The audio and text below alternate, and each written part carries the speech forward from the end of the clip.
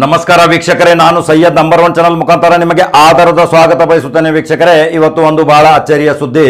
ಕರ್ನಾಟಕ ರಾಜ್ಯದ ಜಾತ್ಯತೀತ ಜನತಾದಳದ ಅಧ್ಯಕ್ಷರನ್ನಾಗಿ ಅಶೋಕ್ ಪೂಜಾರಿ ಅವರನ್ನ ರಾಜ್ಯ ಮಟ್ಟದ ಅಧ್ಯಕ್ಷರನ್ನಾಗಿ ನೇಮಕ ಮಾಡುಗೋಸ್ಕರ ಕುಮಾರಸ್ವಾಮಿ ಮತ್ತು ದೇವೇಗೌಡರು ತೆರೆಮರೆಯಲ್ಲಿ ಎಲ್ಲ ಚರ್ಚೆ ಮಾಡ್ತಾ ಇದ್ದಾರೆ. ಇದೊಂದು ಬಹಳ ಅದ್ಭುತ ಸುದ್ದಿ. ಗೋಕಾಕಕ್ಕೆ ರಾಜ್ಯ ಜಾತ್ಯತೀತ ಜನತಾದಳದ ಅಧ್ಯಕ್ಷರನ್ನಾಗಿ ಅಶೋಕ್ ಪೂಜಾರಿಯನ್ನು ನೇಮಿಸೋದು ಗೋಕಾಕಕ್ಕೆ ಒಂದು ಹೆಮ್ಮೆ. ಯಾಕೆ ರಾಜ್ಯದ ಅಧ್ಯಕ್ಷರಾಗಿ ಯಾಕೆ ಅವ್ರನ್ನ ನೇಮಕ ಮಾಡ್ತಾ ಇದ್ದಾರಂದ್ರೆ, ಯಾಕೆ ಚರ್ಚೆ ಮಾಡ್ತಾ ಇದ್ದಾರಂದ್ರೆ, ಉತ್ತರ ಕರ್ನಾಟಕದಲ್ಲಿ ಲಿಂಗಾಯತ ಸಮುದಾಯ JDS ಮೇಲೆ ಮುನಿಸಿಕೊಂಡಿದೆ. ಜನ ಈಗ ಏನ್ ಮಾಡಿದ್ದಾರೆ, ಬಿಜೆಪಿ ನೋಡಿ ಆಯ್ತು, ಕಾಂಗ್ರೆಸ್ ನೋಡಿ ಆಯ್ತು, ಎಲ್ಲವನ್ನು ನೋಡಿ ಆದ್ಮೇಲೆ ಸಂಪೂರ್ಣ ಬಹುಮತದ JDS ಸರ್ಕಾರ ತರಬೇಕು ಅನ್ನೋ ಕೆಲವು ವಿಚಾರಧಾರೆಗಳ ಮುಖಾಂತರ, ಕೆಲವು ಬುದ್ಧಿಜೀವಿಗಳ ಮುಖಾಂತರ ದೇವೇಗೌಡರ ಅಭಿಮಾನಿಗಳು ಉತ್ತರ ಕರ್ನಾಟಕಕ್ಕೆ ಆಲ್ಮಟ್ಟಿ ಡ್ಯಾಮ್ಗೆ ಸಾವಿರಾರು ಕೋಟಿ ರೂಪಾಯಿ ಕೊಟ್ಟಂತ ನೀರಾವರಿ ಮಂತ್ರಿ ಇದ್ದಾಗ HD ದೇವೇಗೌಡರು ಇಂಥ ಅನೇಕ ಮಹತ್ವವಾದ ನಿರ್ಣಯಗಳನ್ನ ಕೊಟ್ಟಂತ ಉತ್ತರ ಕರ್ನಾಟಕಕ್ಕೆ ಕುಮಾರಸ್ವಾಮಿ ಅವರು 500 ಕೋಟಿ ರೂಪಾಯಿಯ ಸುವರ್ಣ ಸೌಧ ಕೊಟ್ಟಂತ ಒಂದು ಅದ್ಭುತ ಕೊಡುಗೆ. ವೀಕ್ಷಕರೇ, ಇದನ್ನೆಲ್ಲ ಗಮನಿಸಿ ನೋಡಿದರೆ ಅಶೋಕ್ ಪೂಜಾರಿ ಒಬ್ಬ ಸಾಮಾನ್ಯ ಕಾರ್ಯಕರ್ತನಾಗಿ ಬೆಳೆದು ಬಂದಂತ ವ್ಯಕ್ತಿ. ಅವರು ಉತ್ತರ ಕರ್ನಾಟಕದಲ್ಲಿ ಪ್ರಬಲವಾಗಿ JDS ಅಭ್ಯರ್ಥಿಗಳನ್ನ ಆಯ್ಕೆ ಮಾಡಬಹುದು, ಒಂದು ಪ್ರಬಲ ಲಾಬಿ ಮಾಡಬಹುದು. ಉತ್ತರ ಕರ್ನಾಟಕದಲ್ಲಿ 30 ರಿಂದ 40 ಶಾಸಕರನ್ನು ತಯಾರು ಮಾಡುವ ಒಂದು ವಿಚಾರಧಾರೆ ದೇವೇಗೌಡರು ಮತ್ತು ಕುಮಾರಸ್ವಾಮಿ ಅವರು ಚರ್ಚೆ ಮಾಡಿದ್ದು, ಅದರಲ್ಲಿ ಬಂಡೆಪ್ಪ ಕಾಶಪ್ಪನವರವರು ಪ್ರಮುಖ ಪಾತ್ರ ವಹಿಸುತ್ತಿದ್ದಾರೆ. ವೀಕ್ಷಕರೇ, ಯಾಕಂದ್ರೆ ಅಶೋಕ್ ಪೂಜಾರಿ ಅವರು ಕಳೆದ 4 ಇಲೆಕ್ಷನ್ಗಳಲ್ಲಿ ಚುನಾವಣೆಯಲ್ಲಿ ಸಮೀಪ ಬಂದು ಅವರದು ಒಂದು ಬಲಾಢ್ಯ ಒಂದು ವೋಟ್ ಬ್ಯಾಂಕಿನ ಭದ್ರಕೋಟೆ ಇದೆ. ಈ ಭದ್ರಕೋಟೆಯನ್ನ ಈ ಮುಖಾಂತರ ಉತ್ತರ ಕರ್ನಾಟಕದಲ್ಲಿ ಅನೇಕ ಲಿಂಗಾಯತರು, ಮಠಾಧೀಶರು ಎಲ್ಲರೂ ಇದ್ದಾರೆ.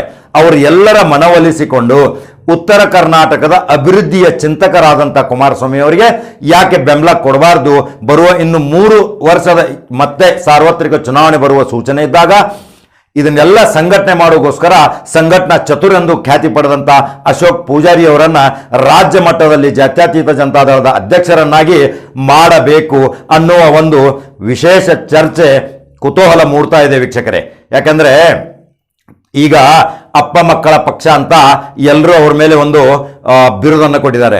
ಅವರು ಅಪ್ಪ ಮಕ್ಕಳ ಪಕ್ಷ ಅಂತ.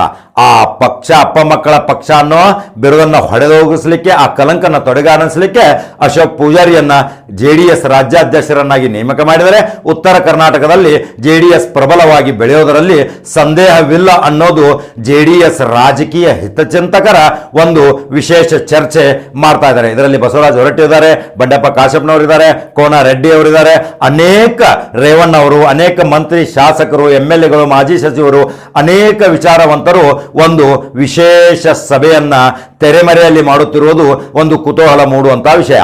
ನಮಗೆ ಗೋಕಾಕಕ್ಕೆ ಜಾತ್ಯತೀತ ಜನತಾದಳದ ಒಂದು ರಾಜ್ಯಾಧ್ಯಕ್ಷರು ಸಿಗ್ತಾರಂದ್ರೆ ನಮಗೂ ಒಂದು ಹೆಮ್ಮೆ.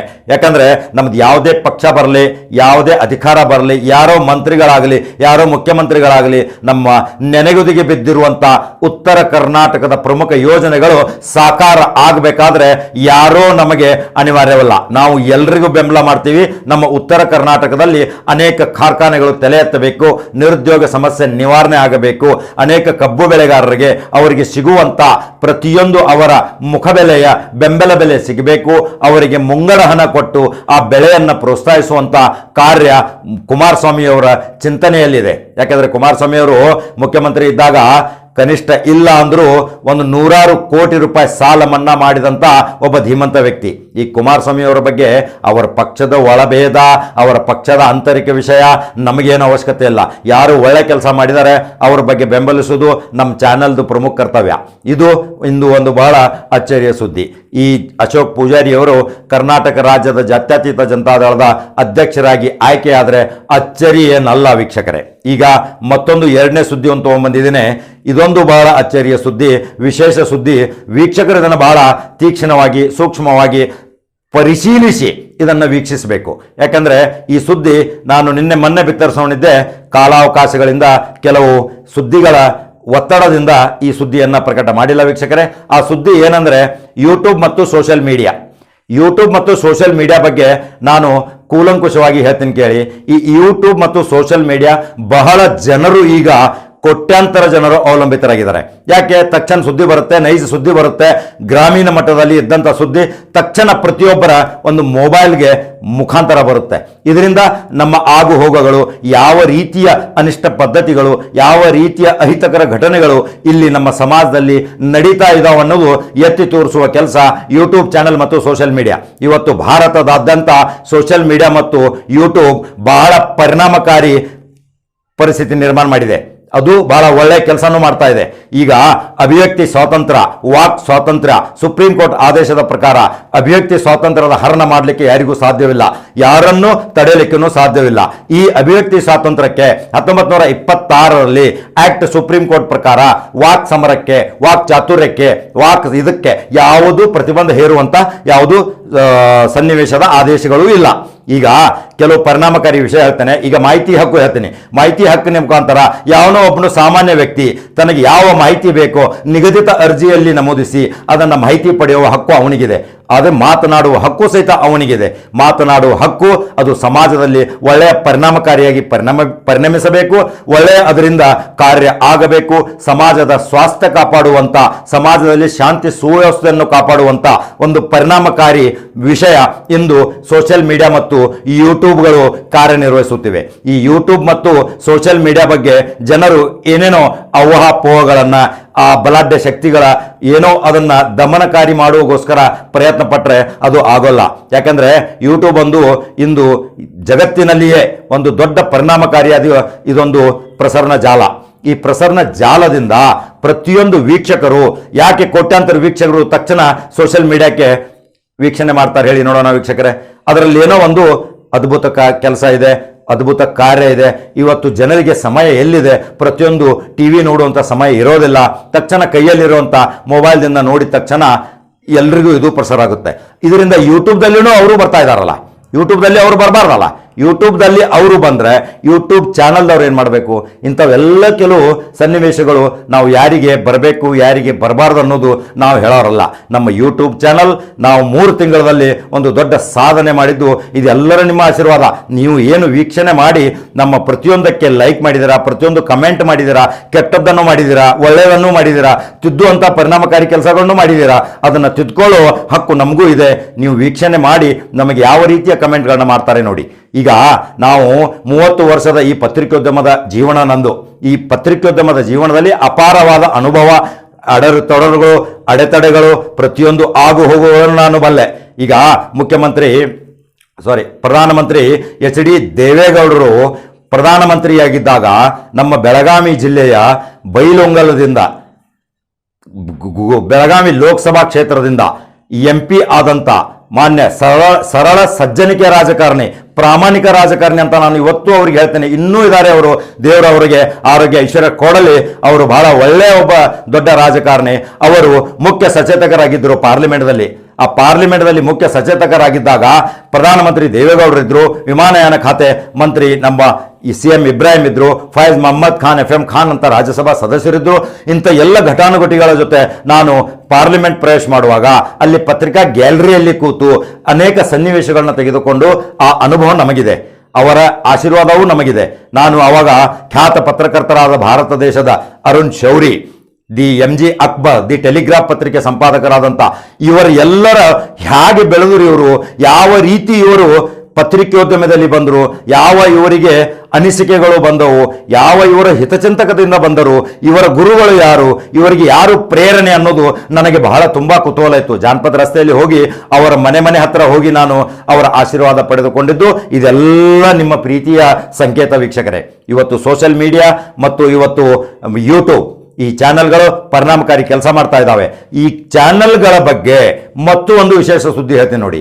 ಯಾವಾಗ ಯೂಟ್ಯೂಬ್ ಮತ್ತು ಸೋಷಿಯಲ್ ಮೀಡಿಯಾದಲ್ಲಿ ಸುಳ್ಳು ಸುದ್ದಿ ಹಬ್ಬಿಸುವುದು, ಸಮಾಜಕ್ಕೆ ಅಹಿತಕರ ಸ್ವಾಸ್ಥ್ಯ ಹಾಳು ಮಾಡುವುದು, ಕೋಮು ಗಲಭೆಗಳಂತ ಯಾವುದೇ ಪ್ರಚೋದನಕಾರಿ ಭಾಷಣಗಳನ್ನು ಹೇಳುವುದು, ಸಮಾಜಕ್ಕೆ ಯಾವುದೇ ಕಲಂಕ ತರುವಂಥ ವಿಷಯ, ಎಲ್ಲೆಲ್ಲೋ ಜಗಳ ದುಂಬಿಗಲಾಟೆ ಮಾಡುವಂಥದ್ದು, ಇಂಥವು ಎಲ್ಲ ಅಹಿತಕರ ಕಾರ್ಯಗಳನ್ನು ಮಾಡಿದರೆ ಮಾತ್ರ ಇವುಗಳ ಮೇಲೆ ಯಾವುದೇ ಕ್ರಮ ತೆಗೆದುಕೊಳ್ಳಲಿಕ್ಕೆ ಸಂಪೂರ್ಣ ಭಾರತ ಸರ್ಕಾರದ ಸಂವಿಧಾನದ ಹಕ್ಕಿದೆ.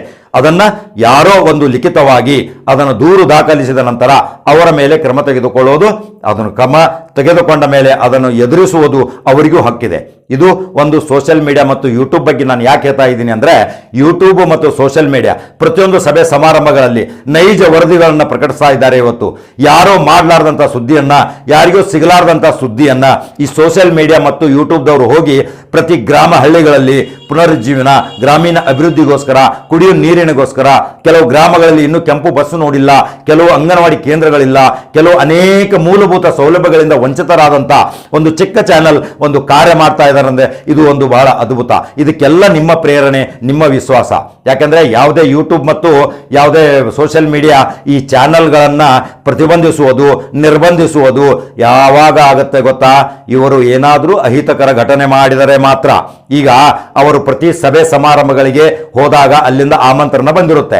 ಆಮಂತ್ರಣ ಬಂದ್ರೇ ಹೋಗ್ಬೇಕಂತಲ್ಲ, ಸುದ್ದಿ ತೆಗೆದುಕೊಳ್ಳಲಿಕ್ಕೆ ಪತ್ರಕರ್ತ ಒಂದು ಪತ್ರಿಕಾ ಸ್ವಾತಂತ್ರ್ಯ ಇದೆ. ಇದು ಭಾರತದ 4 ಅಂಗಗಳಲ್ಲಿ ರಾಜಕೀಯ ರಂಗ, ಕಾರ್ಯಾಂಗ, ನ್ಯಾಯಾಂಗದಲ್ಲಿ 4ನೇ ಅಂಗ ಪತ್ರಿಕಾ ರಂಗ. ವೀಕ್ಷಕರೇ, ಈ ಪತ್ರಿಕಾ ರಂಗದಲ್ಲಿ ನಾವು 30 ವರ್ಷದಿಂದ ಪಳಗಿದ್ದು, 30 ವರ್ಷಗಳ ಅಪಾರ ಅನುಭವದೊಂದಿಗೆ ದೃಶ್ಯ ಮಾಧ್ಯಮದಲ್ಲಿ ಬಂದಿದ್ದೇವೆ. ವೀಕ್ಷಕರೇ, ಇದು ಬಹಳ ಹೆಮ್ಮೆಯಿಂದ ಹೇಳ್ತೀವಿ ನಾವು. ಕಳೆದ ರಾಮಕೃಷ್ಣ ಹೆಗಡೆ ಅವರ ಸರ್ಕಾರ ಇದ್ದಾಗ ನಾವು ಚಿಕ್ಕ ಪತ್ರಿಕೆಯಲ್ಲಿ ಕೆಲಸ ಮಾಡ್ತಾ ಇದ್ದೀವಿ. ಆವಾಗ MB ಸಿಂಗ್ ಅಂತ ವರದಿಯಾಯಿತು. MB ಸಿಂಗ್ ವರದಿ ಜಾರಿಗೆಗೋಸ್ಕರ ನಾವು ರಾಮಕೃಷ್ಣ ಹೆಗಡೆ ಅವರ ದುಂಬಾಲು ಬಿದ್ದಾಗ ತಕ್ಷಣ ಅದನ್ನ ಆದೇಶ ಜಾರಿಯಾಯಿತು. ಆವಾಗಲೇ ಅದು ಅನುಷ್ಠಾನಕ್ಕೆ ಬರ್ತಿತ್ತಂದ್ರೆ ಇವತ್ತು ಚಿಕ್ಕ ಪತ್ರಿಕೆಗಳ ಪರಿಸ್ಥಿತಿನೂ ಬಹಳ ಒಳ್ಳೆ ಪುನರ್ ನಿರ್ಮಾಣ ಆಗ್ತಿತ್ತು. ತಿಂಗಳಿಗೆ ಇಂತಿಷ್ಟು ವಾರ್ತಾ ಇಲಾಖೆಯಿಂದ ಜಾಹೀರಾತುಗಳನ್ನು ಕೊಡಬೇಕು, ಅವರಿಗೆ ಉಚಿತ ಬಸ್ ಪಾಸ್ ಮತ್ತು ರೈಲ್ವೆ ಪಾಸ್ಗಳನ್ನ ನೀಡಬೇಕು ಅನ್ನೋದು ನಮ್ಮ ಬೇಡಿಕೆಯಾಗಿತ್ತು. ಅದಕ್ಕೆ ಸರಳ ಸ್ಪಂದಿಸಿದಂಥ ವ್ಯಕ್ತಿ ಕನ್ನಡ ಮತ್ತು ಸಂಸ್ಕೃತಿ ಇಲಾಖೆ ಸಚಿವರಾದಂಥ ಜೀವರಾಜ್ ಅಳವ ಅವರು. ಇವತ್ತು ಅವರು ನಮ್ಮ ಮುಂದೆ ಇಲ್ಲ. ಅಬ್ದುಲ್ ನಜೀರ್ ಸಾಬ್ ಅವರು ಅದಕ್ಕೆ ರೆಕಮೆಂಡೇಶನ್ ಮಾಡಿದ್ದು, ಶಿಫಾರಸು ಪತ್ರಗಳು ಸಹಿತ ನಮ್ಮಲ್ಲಿ ವೀಕ್ಷಕರೇ. ಇವೆಲ್ಲ ಘಟನೆಗಳನ್ನು ನೋಡಿದಾಗ ಪ್ರತಿಯೊಂದು ಆಗು ಹೋಗುಗಳು ಪತ್ರಿಕಾ ಅನುಭವದೊಂದಿಗೆ, ಈಗ ಎಂಥ ಹೆಸರಾಂತ ಪತ್ರಕರ್ತರಿದ್ದರು, ಖಾದ್ರಿ ಶಾಮಣ್ಣ ಅವರ ಆಸರೆಯಲ್ಲಿ ನಾವು ಪಳಗಿದ್ದು, ಇವತ್ತು ಇನ್ನೂ ನಮ್ಮ ಉತ್ತರ ಕರ್ನಾಟಕದ ಒಂದು ರತ್ನ, ನಾಡೋಜ ಪ್ರಶಸ್ತಿ ವಿಜೇತರಾದಂಥ ಪಾಟೀಲ್ ಪುಟ್ಟಪ್ಪನವರ ಸ್ಮರಣೀಯ ಸೇವೆ ಪತ್ರಿಕೋದ್ಯಮದಲ್ಲಿ ಒಂದು ಪ್ರೇರಣೆ. KH ಪಾಟೀಲ್ ಅವರು ಹುಲಕೋಟೆಯ ಹುಲಿ, ಗದಗದ ಹುಲಿ. KH ಪಾಟೀಲ್ ಅವರದು ವಿಶಾಲ ಕರ್ನಾಟಕ ಪತ್ರಿಕೆ ಇತ್ತು. ಅದರ ಸಂಪಾದಕರಾಗಿ KH ಪಾಟೀಲ್ ಅವರು ಕಾರ್ಯನಿರ್ವಹಿಸುತ್ತಿದ್ದರು. ಆವಾಗ ಪ್ರಪಂಚ ಪತ್ರಿಕೆ ಅನುಭವವಿದ್ದಲ್ಲಿ ಅಮೃತವಿದೆ ಲೇಖನದಲ್ಲಿ ನಾವು ತಲ್ಲೀನರಾಗಿ ಕಾರ್ಯ ಮಾಡಿದ್ದು, ಅನೇಕ ನಾವು ಪತ್ರಿಕೋದ್ಯಮದಲ್ಲಿ ಅನುಭವ ಪಡೆದಂಥ ಅನೇಕ ಸಂವಿಧಾನಾತ್ಮಕ ಒಳ್ಳೆಯ ಕಾರ್ಯಗಳನ್ನು ಮಾಡುತ್ತಾ ಸಮಾಜಕ್ಕೆ ಒಂದು ಬಹುಮುಖ ಪ್ರತಿಭೆಯಾಗಿ ನಾವು ಈ ಸೋಷಿಯಲ್ ಮೀಡಿಯಾ ಮತ್ತು ಈ ಯೂಟ್ಯೂಬ್ದಿಂದ ಪ್ರಚಲಿತ ಸಮಸ್ಯೆಗಳನ್ನು, ಜ್ವಲಂತ ಸಮಸ್ಯೆಗಳನ್ನು ಸರ್ಕಾರದ ಕಿವಿಗೆ, ಸರ್ಕಾರದ ಅಧಿಕಾರಿಗಳ ಕಿವಿಗೆ, ರಾಜಕಾರಣಿಗಳ ಕಿವಿಗೆ ಮುಟ್ಟುವಂತ ಕಾರ್ಯ ಮಾಡುವ ಧ್ಯೇಯ ನಮ್ಮದು. ವೀಕ್ಷಕರೇ, ಯೂಟ್ಯೂಬ್ ಮತ್ತು ಇದು ಸೋಷಿಯಲ್ ಮೀಡಿಯಾ ಬಗ್ಗೆ ಇನ್ನೊಂದು ಸ್ವಲ್ಪ ಸಾರಾಂಶವಾಗಿ ಹೇಳ್ತೀನಿ ಕೇಳಿ. ಯೂಟ್ಯೂಬ್ ಇದು ಸೆಂಟ್ರಲ್ ಅಮೆರಿಕಾ ಇರುವಂಥ ಒಂದು ದೊಡ್ಡ ಮಹಾನ ಸಂಸ್ಥೆ. ಅದು ಒಂದು ದೊಡ್ಡ ಅಧ್ಯಯನ ಕೇಂದ್ರ, ದೊಡ್ಡ ತಂತ್ರಜ್ಞಾನ ಇರುವಂಥ ಒಂದು ಕೇಂದ್ರೀಕೃತ ಬಿಂದು. ಯಾವುದೇ ಹಂತ ಅಹಿತಕರ ಘಟನೆಗಳಾಗಲಿ, ಯಾವುದೇ ಹಂತ ಸಮಾಜಕ್ಕೆ ಅಹಿತಕರವಾದ ಮಾರಕ ಸುದ್ದಿಗಳನ್ನ ಪ್ರಸಾರ ಮಾಡಲಿಕ್ಕೆ ಅದು ಎಂದೂ ಪ್ರೋತ್ಸಾಹ ಕೊಡಲ್ಲ. ಅಲ್ಲಿ ಒಂದು ಸೆನ್ಸಾರ್ ಇದೆ. ಇಂಥ ಯಾವುದೇ ವೈರಲ್ ಆಗುವಂಥ ವಿಷಯಗಳನ್ನ ಏನಾದರೂ ಅಲ್ಲಿ ಪ್ರಕಟ ಮಾಡಿದರೆ ಆ ಯೂಟ್ಯೂಬ್ದಿಂದ ನಾವು ಪರವಾನಗಿ ಪಡೆದಿದ್ದು ಇದ್ದು ಅಲ್ಲಿಂದ ಒಂದು ನಮಗೆ ಪ್ರಮಾಣ ಪತ್ರವು ಸಿಕ್ಕಿರುತ್ತದೆ. ಯಾವುದೇ ರೀತಿಯ ಅಂಥ ಅಹಿತಕರ ಘಟನೆಗಳನ್ನ ಮಾಡಿದರೆ ಆ ಯೂಟ್ಯೂಬ್ ಸೆನ್ಸಾರ್ ಇರುತ್ತೆ. ಅಲ್ಲಿಂದ ಅವರು ಯಾವುದೇ ಕ್ರಮ ಸಹಿತ ತೆಗೆದುಕೊಳ್ಳಲಿಕ್ಕೆ ನಮ್ಮ ಚಾನೆಲ್ ಅನ್ನು ಬಂದ್ ಮಾಡುವಂಥ ಶಕ್ತಿ ಮತ್ತು ಅವರಿಗೆ ಪ್ರಮುಖವಾದ ಒಂದು ಸಂವಿಧಾನದ ಅಂಗವಾದ ಅವರು ಒಂದು ನೇಮಕಾತಿ ಮಾಡ್ಕೊಂಡಿದ್ದಾರೆ. ಅಲ್ಲಿ ಪರಿಣಿತ ತಂತ್ರ ವಿಜ್ಞಾನಿಗಳಿದ್ದಾರೆ, ತಾಂತ್ರಿಕ ಭಾಳ ಜನ ಇದ್ದಾರೆ. ಯಾವುದೇ ಭಾಷೆಯಲ್ಲಿ ಜಗತ್ತಿನಲ್ಲಿ ಇವತ್ತು ಎಷ್ಟೋ ಭಾಷೆಯಲ್ಲಿ ಯೂಟ್ಯೂಬ್ಗಳು ಬಂದರೂ ಸಹಿತ ಸೆನ್ಸಾರ್ ಮಾಡುವಂಥ, ಆಮೇಲೆ ಅದನ್ನು ಅನುವಾದ ಮಾಡುವಂಥ ಶಕ್ತಿ ಸಹಿತ ಅವರು ನಿರ್ಮಾಣ ಮಾಡ್ಕೊಂಡಿದ್ದಾರೆ ವೀಕ್ಷಕರೇ. ಯಾಕೆ ಹೇಳ್ತಾ ಇದ್ದೀನಿ ಅಂದರೆ ಈ ವಿಷಯಗಳನ್ನು ಇವತ್ತು ನೋಡಿ, ದುಡ್ಡಿದ್ದರೆ ಜಗತ್ತಿನಲ್ಲಿ ಎಲ್ಲಿ ಬೇಕಾದರೂ ಜಾಗ ಖರೀದಿ ಮಾಡಬಹುದು. ಇದೊಂದು ವಿಶೇಷ ಸುದ್ದಿ ವೀಕ್ಷಕರೇ. ದುಡ್ಡಿದ್ರೆ ಎಲ್ಲಿ ಬೇಕಾದಲ್ಲಿ ಜಾಗವನ್ನು ಖರೀದಿ ಮಾಡಬಹುದು. ಅದೇ ಸತ್ತ ಮೇಲೆ ಜೀವ ಕೊಟ್ಟೇನೆ ಸ್ಮಶಾನದಲ್ಲಿ ಜಾಗ ತಗೋಬೇಕಾಗತ್ತೆ ವೀಕ್ಷಕರೇ. ಅಲ್ಲಿ ಯಾವ ಜಾಗ? ದಾನಿಗಳ ಜಾಗ, ದಾನ ಕೊಟ್ಟಂತ ಜಾಗ. ಎಂತಿಂಥ ಅಗರ್ಭ ಸಾವಿರಾರು ಕೋಟಿ ಸರ್ದಾರ ಶ್ರೀಮಂತರಿದ್ದರೂ ಸಹಿತ ಅಲ್ಲಿ ದಾನ ಕೊಟ್ಟ ಭೂಮಿಯಲ್ಲಿ 3/6 ಫೂಟದಲ್ಲಿ ಹೂಳು ಹೋಗಿ ಬಿಡ್ತಾರೆ. ಅವಾಗ ನಮ್ಮದು ಯಾವುದು ಎಂಫೋರ್ಡು, ಬಿಫೋರ್ಡು, ರೋಲೆಕ್ಸು, ಯಾವುದೇ ರೀತಿಯ ರೋಲ್ಸ್ ರಾಯ್, BMW ಯಾವ ಕಾರು ಸಹಿತ ನಮ್ಮ ಸ್ಮಶಾನವರೆಗೆ ಬರೋದಿಲ್ಲ ವೀಕ್ಷಕರೇ. ನಮ್ಮನ್ನ ಒಂದು 4 ಜನರು ಹೊತ್ತುಕೊಂಡು ಹೋಗುವಂತ ಈ ಪರಿಸ್ಥಿತಿ. ಯಾಕೆಂದ್ರೆ ಹೇಳ್ತೀನಿ, ಮನುಷ್ಯನಿಗೆ ಒಂದು ವಿದ್ಯೆ ಬಹಳ ಇಂಪಾರ್ಟೆಂಟು. ಹರಿದ ಚಪ್ಪಲಿಯನ್ನು ಸಹಿತ ನಾವು ಹೊರಗಡೆ ಇಡ್ತೀವಿ, ಆದರೆ ಅದೇ ಸತ್ತ ಹೆಣವನ್ನು ಸಹಿತ ನಾವು ಒಳಗೆ ಇಡಲಿಕ್ಕೆ ಪ್ರವೇಶ ಮಾಡೋದಿಲ್ಲ. ಅದು ಹಳೇದಾದರೂ ಸಹಿತ ಅದು ಎಲ್ಲ ಬಾತ್ರೂಮ್ಗೆ ಕೆಲಸಕ್ಕೆ ಬರುತ್ತೆ ಅಂತ ಇಡ್ತೀವಿ ವಿನಾ ಅದೇ ಒಂದು ಮಹತ್ವವಾದ ವ್ಯಕ್ತಿ, ಇಷ್ಟೊಂದು ವರ್ಷ ಜೀವನ ಮಾಡಿದಂಥ ವ್ಯಕ್ತಿ, ಇಷ್ಟೊಂದು ದೊಡ್ಡ ಕುಟುಂಬವನ್ನು ಬೆಳೆಸಿದಂಥ ವ್ಯಕ್ತಿ, ಎಲ್ಲರಿಗೂ ಪಾಲನೆ ಪೋಷಣೆ ಮಾಡಿದಂಥ ವ್ಯಕ್ತಿ, ಎಲ್ಲರಿಗೂ ತಮ್ಮ ಉದ್ಯೋಗಗಳನ್ನು ಮಾಡಿಕೊಟ್ಟಂಥ ನೀತಿ ಸಂಸಾರಗಳ ರೀತಿ ನೀತಿಗಳನ್ನು ಹೇಳಿದಂಥ ವ್ಯಕ್ತಿ, ಅದೇ ಆ ಹೆಣವಾಗಿ ಬಂದಾಗ ಆ ಹೆಣವನ್ನು ಸಹಿತ ಒಳಗೆ ತೆಗೆದುಕೊಳ್ಳಲಾರದಂಥ ಪರಿಸ್ಥಿತಿ. ಇದು ಮಾನವ ಜೀವಿಯ ಒಂದು ಪ್ರಮುಖ ಅಂಶ. ಇಂಥ ಬುದ್ಧಿಗಳು ಬರ್ತವೆ. ಅದರ ಬಗ್ಗೆ ನಾನು ಇನ್ನೂ ಒಂದು ಸ್ವಲ್ಪ ವಿವರವಾಗಿ ಹೇಳ್ತೀನಿ. ನೋಡಿ ವೀಕ್ಷಕರೇ, ಜೀವನದಲ್ಲಿ ಹಣದ ಕೊರತೆ ಇದ್ದರೂ ಪರವಾಗಿಲ್ಲ, ಗುಣದ ಕೊರತೆ ಮಾತ್ರ ಇರಬಾರ್ದು. ಯಾಕೆಂದರೆ ಹಣವನ್ನು ಬೇರೆಯವರಿಂದ ನಾವು ಕೇಳಿ ಪಡೆಯಬಹುದು, ಆದರೆ ಗುಣವನ್ನು ಕೇಳಿ ಪಡೆಯಲು ಸಾಧ್ಯವಿಲ್ಲ. ವಿದ್ಯೆಯನ್ನು ಎಲ್ಲ ಮಾರ್ಕೆಟ್ದಲ್ಲಿ ಖರೀದಿ ಮಾಡುವಂಥ ಸಾಧ್ಯವಿಲ್ಲ. ನಾವು ತಂದೆ ತಾಯಿಗಳನ್ನ ತರಲಿಕ್ಕೆ ಸಾಧ್ಯವಿಲ್ಲ. ಅದೇ ರೀತಿ ನಾವು ವಿದ್ಯೆಯನ್ನು ಮಾರ್ಕೆಟ್ದಲ್ಲಿ ಹೋಗಿ ಒಂದು ಅರ್ಧ ಕೆಜಿ ಪಾವು ಕೆಜಿ ತೆಗೆದುಕೊಳ್ಳಲಿಕ್ಕೆ ಸಾಧ್ಯವಿಲ್ಲ. ಈ ವಿದ್ಯೆ ಬರಬೇಕಾದ್ರೆ ಇದೆಲ್ಲ ಹಿರಿಗುರು ಹಿರಿಯರ ಋಷಿ ಮುನಿಗಳ ಆ ಪರಮಾತ್ಮ ದೇವರನ ಪರಮ ಆಶೀರ್ವಾದ ಇದ್ದಾಗ ಮಾತ್ರ ಈ ವಿದ್ಯೆ ಬರುತ್ತೆ ವೀಕ್ಷಕರೇ. ಈ ವಿದ್ಯೆ ಬಾಳಿನ ಬೆಳಕು, ವಿದ್ಯೆ ಬಾಳಿನ ದಾರಿ ದೀಪ, ಆ ವಿದ್ಯೆ ಕೀರ್ತಿ ಪತಾಕೆ ಹಾರಿಸುವಂಥ ವಿದ್ಯೆ. ಆ ವಿದ್ಯೆಯನ್ನು ಎಲ್ಲ ನನ್ನಲ್ಲಿರುವಂಥ ಎಲ್ಲವನ್ನ ಐಶ್ವರ್ಯ ಅಂತಸ್ತುಗಳನ್ನು ಕಸಿದುಕೊಳ್ಳಬಹುದು ವೀಕ್ಷಕರೇ, ಆದರೆ ಆ ಪರಮಾತ್ಮ ಕೊಟ್ಟಿದ್ದ ಕೊನೆಯ ಅಸ್ತ್ರ ಅಂದರೆ ಆ ವಿದ್ಯೆಯನ್ನು ಕಸಿದುಕೊಳ್ಳಲಿಕ್ಕೆ ಸಾಧ್ಯವಿಲ್ಲ. ಇದಕ್ಕೆ ಏನಾಗುತ್ತೆ ಗೊತ್ತಾ, ನಾನೇನು ಸ್ವಾರ್ಥಿಯಲ್ಲ, ನಾನೇನು ಹೆಚ್ಚು ಅನ್ನೋ ಜಂಬವು ನನಗಿಲ್ಲ. ನನಗೆ ಅವಶ್ಯಕತೆ ಇಲ್ಲದ ಸಂಶಯದ ದುರುಳರ ಹಿಂದೆ ಮಾತನಾಡುವ ನೀಚರ ಸಂಘದಿಂದ ದೂರ ಇರ್ತೀನಿ ಅಷ್ಟೇ.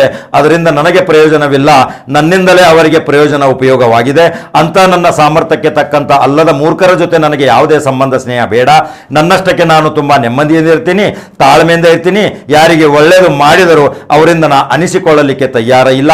ಅನುಭವಿಗಳ ಜೊತೆ ನನ್ನ ಅನುಭವ ಹಂಚಿಕೊಳ್ಳುತ್ತೇನೆ ವಿನಃ ಅನನುಭವಿಗಳ ಅವಿವೇಕಿಗಳ ಜೊತೆ ನಾನು ನನ್ನ ಸುಖ ದುಃಖಗಳನ್ನು ಹಂಚಿಕೊಳ್ಳಲಿಕ್ಕೆ ನಾನು ತಯಾರಿಲ್ಲ ವೀಕ್ಷಕರೇ. ಇದೊಂದು ಬಹಳ ಅಚ್ಚರಿಯ ಸುದ್ದಿ ವೀಕ್ಷಕರೇ. ನಿಮ್ಮ ಬೆಂಬಲ ಸದಾ ಇದೆ. ನೀವು 10 ಲಕ್ಷ ಇವತ್ತು ನನ್ನ ಈ ನಂಬರ್ 1 ಚಾನಲ್ ವೀಕ್ಷಣೆ ಮಾಡ್ತಿದ್ದಾರೆ ವೀಕ್ಷಕರೇ. ನಿಮಗೆ ಎಲ್ಲರಿಗೂ ನಾನು ತುಂಬ ಹೃದಯದಿಂದ ಕೈ ಮುಗಿದು ಬೇಡಿಕೊಳ್ಳುತ್ತೇನೆ. ಅಂದರೆ ನನ್ನ ಚಾನಲ್ಗೆ ನೀವು ಆಸ್ತಿ. ನನ್ನ ಚಾನಲ್ ಬಗ್ಗೆ ನಿಮಗೆ ತುಂಬ ಅಭಿಮಾನವಿದೆ, ಅಭಿಪ್ರಾಯ ನಿಮ್ಮದು ಒಳ್ಳೆಯದು ಅಭಿಪ್ರಾಯನೂ ಬರಿತಾ ಇದ್ದೀರಾ. ನಾವು ಏನೋ ಒಂದು ಸ್ವಲ್ಪ ಎಡವಟ್ಟು ಮಾಡಿದರೆ, ನಾವು ಏನಾದರೂ ತಪ್ಪು ಹೇಳಿದರೆ, ಯಾರ ಪರವಾಗಿ ಪ್ರಬಲವಾಗಿ ಹೇಳಿದರೆ ಅದನ್ನು ತಿದ್ದು ಹಕ್ಕು ನಿಮ್ಮಲ್ಲಿದೆ ವೀಕ್ಷಕರೇ. ನೀವು ಪ್ರತಿಯೊಂದು ನಮ್ಮ ವಿಡಿಯೋಗಳನ್ನು ನೋಡ್ತಾ ಇದ್ದೀರಾ. ನಮ್ಮ ನಂಬರ್ 1 ಚಾನಲ್ ತುಂಬ ವಿಸ್ತಾರವಾಗಿ ಉತ್ತರ ಕರ್ನಾಟಕದಲ್ಲಿ ಬೆಳೀತಾ ಇದೆ. ಗುಲ್ಬರ್ಗ ಮತ್ತು ಬೀದರ್ದಿಂದಲೂ ನಮಗೆ ದೂರವಾಣಿ ಮುಖಾಂತರ ಕೆಲವರು ತಮ್ಮ ಅಭಿಪ್ರಾಯಗಳನ್ನು ಹೇಳ್ತಾ ಇದ್ದಾರೆ ವೀಕ್ಷಕರೇ. ಇದು ಬಹಳ ದೊಡ್ಡ ಮಟ್ಟದಲ್ಲಿ ಬೆಳೆಯಲಿ. ಇದು ಬೆಳಗಾವಿ ಜಿಲ್ಲೆಯ ಒಂದು ಗಡಿನಾಡ ಭಾಗದಲ್ಲಿ ಬೆಳಗಾವಿಯ ಒಂದು ಅಂಗ ಸಂಸ್ಥೆಯಾಗಿ ಇದೊಂದು ದೊಡ್ಡ ಪ್ರಮಾಣದಲ್ಲಿ ಬೆಳೆಯಲಿಕ್ಕೆ ಶಕ್ತಿ ಪ್ರೇರಣೆ ನಿಮ್ಮದು ವೀಕ್ಷಕರೇ. ನಾವು ಅನೇಕ ಪತ್ರಿಕೋದ್ಯಮದಲ್ಲಿ ಅಪಾರ ಅನುಭವ ಪಡೆದು ಅನೇಕ ಅಡೆತಡೆಗಳನ್ನು ಎದುರಿಸಿ ಇವತ್ತು ಅಪಾರ ಅನುಭವದೊಂದಿಗೆ ಪತ್ರಿಕೋದ್ಯಮದ ಅಂಗವನ್ನು ಎತ್ತಿ ತೋರಿಸಿದವರು ನಾವು ಈ ಪತ್ರಿಕೋದ್ಯಮದಲ್ಲಿ ಎಷ್ಟೆಷ್ಟೋ ಕಷ್ಟಗಳನ್ನ ಪಟ್ಟಿದ್ದೀವಿ. ಪ್ರಿಂಟ್ ಮೀಡಿಯಾ ಇತ್ತು, ಪ್ರಿಂಟ್ ಮೀಡಿಯಾದಲ್ಲಿ ನಾವು ಪಟ್ಟಂಥ ಕಷ್ಟಗಳನ್ನು ಹೇಳುತ್ತಿರೋದು. ಆ ಹಳೆ ಘಟನೆಗಳನ್ನು ನೆನೆಸಿದರೆ ಇವತ್ತು ನಾವು ಒಂದು ದೃಶ್ಯ ಮಾಧ್ಯಮದಲ್ಲಿ ನಿಂತುಕೊಂಡು ಇವತ್ತು ನಾವು ಮಾತನಾಡುವ ಹಕ್ಕನ್ನು ಇದನ್ನು ಯಾರು ಕೊಟ್ಟಿದ್ದಾರೆ ಅಂದರೆ ಅದಕ್ಕೆ ಶ್ರೀರಕ್ಷೆ ರತ್ನ ಇದ್ದಂಗೆ ನೀವು ವೀಕ್ಷಕರೇ. ನೀವು ನನ್ನ ಚಾನಲ್ ಬೆಳೆಸಿ, ಚಾನಲ್ ಉಳಿಸಿ, ಚಾನಲ್ ಶಕ್ತಿಗಾಗಿ ನೀವು ಪ್ರೋತ್ಸಾಹಿಸಿ. ಈ ಚಾನಲ್ ನಿಮ್ಮ ಚಾನಲ್, ಈ ಆಸ್ತಿ ನಿಮ್ಮದು. ನಾನು ಪದೇ ಪದೇ ಹೇಳಿದ್ದೀನಿ, ಈ ಆಸ್ತಿ ನಿಮ್ಮದು. ಈ ಆಸ್ತಿ ನಾನು ತೆಗೆದುಕೊಂಡು ಹೋಗುವುದಲ್ಲ ವೀಕ್ಷಕರೇ, ಇದನ್ನು ಇಲ್ಲೇ ಬಿಟ್ಟು ಹೋಗುವಂಥ ಆಸ್ತಿ. ಆದರೆ ಇರುವಾಗ ಒಂದು ಅದ್ಭುತ ಕೊಡುಗೆ ಕೊಡು ಸಮಾಜಕ್ಕೆ ಅಂತ ಅನೇಕ ಸಾಹಿತಿ ಋಷಿ ಮುನಿಗಳು ತಮ್ಮ ವೇದ ವಾಕ್ಯದೊಂದಿಗೆ, ಪುರಾಣ ಪುಣ್ಯಕಥೆಯೊಂದಿಗೆ, ಋಗ್ವೇದ ಯಜುರ್ವೇದದೊಂದಿಗೆ, ಪವಿತ್ರ ಖುರಾನ್ ಬೈಬಲ್ದೊಂದಿಗೆ ಪ್ರತಿಯೊಂದು ವಾಣಿಗಳಲ್ಲಿ ಹೇಳಿದೆ, ನಾವೆಲ್ಲರೂ ಒಂದೇ, ಭಾರತೀಯರು ಒಂದೇ, ನಾವೆಲ್ಲ ಸಹೋದರತ್ವದ ಭಾವೈಕ್ಯತೆಯ ಮಾನವ ಧರ್ಮ ಪ್ರೀತಿ ಮಾಡುವಂತ ಚಾನಲ್ ಅಂದ್ರೆ ನಂಬರ್ 1 ಚಾನಲ್. ಇದು ಉತ್ತರ ಕರ್ನಾಟಕದ ಪ್ರಬಲವಾದ ಚಾನಲ್. ಇದಕ್ಕೆ ನಿಮ್ಮ ಸಹಾಯ ಸಹಕಾರ ಆಶೀರ್ವಾದ ಯಾವಾಗಲೂ ಇರಲಿ ಎಂದು ನಿಮ್ಮ ಅಡಿದಾವರಿಗೆ ನಾನು ಬೇಡಿಕೊಂಡು ಕೈ ಮುಗಿದು ಕೇಳುತ್ತೇನೆ ವೀಕ್ಷಕರೇ. ನಮಸ್ಕಾರ. ಈ ನನ್ನ ನಂಬರ್ 1 ಚಾನಲ್ಗೆ ಲೈಕ್ ಮಾಡಿ, ಶೇರ್ ಮಾಡಿ. ಏನೋ ಇದ್ರೂ ಸಹಿತ ನೀವು ನನಗೆ ನೇರವಾಗಿ ಒಂದು ಕಮೆಂಟ್ ಮುಖಾಂತರ ತಿಳಿಸಿ, ಅದನ್ನು ನಾನು ಅವಲೋಕಿಸಿ ಅದನ್ನು ಮುಂದೆ ಮತ್ತೆ ಬಿತ್ತರಿಸುತ್ತೇನೆ ವೀಕ್ಷಕರೇ. ನನ್ನ number 1 channel YouTube social media ತುಂಬ ಬೆಳೀತಾ ಇದೆ. ಬೆಳೆಸೋ ಶಕ್ತಿ ನಿಮ್ಮದು, ಕರ್ತವ್ಯ ನಿಮ್ಮದು, ಆ ಹಠ ನಂದಿದೆ. ನೋಡೋ ಚಟ ನಿಮ್ಗಿರಬೇಕು ವೀಕ್ಷಕರೇ. ನಮಸ್ಕಾರ.